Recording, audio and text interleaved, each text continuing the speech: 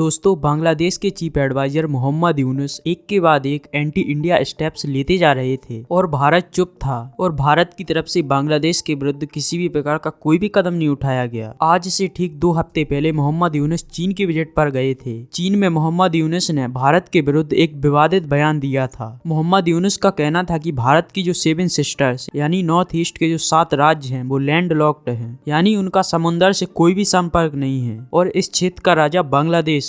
और मोहम्मद यूनुस ने चीन को इनविटेशन दिया था कि आप अपनी प्रेजेंस को बांग्लादेश में बढ़ाइए और भारत चुप था। बांग्लादेश की तरफ से भारत के विरुद्ध जो भी स्टेटमेंट दी गई उस पर भारत ने कोई भी रिएक्शन नहीं दिया, लेकिन अब पानी सर से ऊपर जा चुका है। इसी को लेकर भारत ने बांग्लादेश के ऊपर बड़ी कार्रवाई की है और खबर निकल के आ रही है कि भारत ने बांग्लादेश के साथ हुए ट्रांसशिपमेंट समझौते को रद्द कर दिया है। आपको बता दें, ट्रांसशिपमेंट समझौता 2020 में भारत और बांग्लादेश के बीच साइन हुआ था। उस समय बांग्लादेश में शेख हसीना की सरकार थी। इस समझौते के अंतर्गत बांग्लादेश भारत के बंदरगाह और हवाई अड्डे का उपयोग कर सकता था और बांग्लादेश को भारत को कोई भी टैक्स नहीं देना पड़ेगा। अमूमन क्या होता है कि जब कोई देश किसी दूसरे देश के बंदरगाह या हवाई अड्डे का उपयोग करता है तो उसे बदले में टैक्स देना पड़ता है, लेकिन भारत ने बांग्लादेश को छूट दे रखी थी कि आप हमारे बंदरगाह हवाई अड्डे का उपयोग करिए, बदले में आपसे कोई भी टैक्स नहीं लिया जाएगा। इसके बदले में भारत का बांग्लादेश से कहना था कि आप केवल भारत के साथ अच्छे संबंध रखिए। ट्रांसशिपमेंट समझौते से बांग्लादेश भी ग्रो होता। बताया जा रहा है कि बांग्लादेश ने भारत के हवाई अड्डे और बंदरगाह का उपयोग करके 15 महीने के अंदर 36 देशों को $462 मिलियन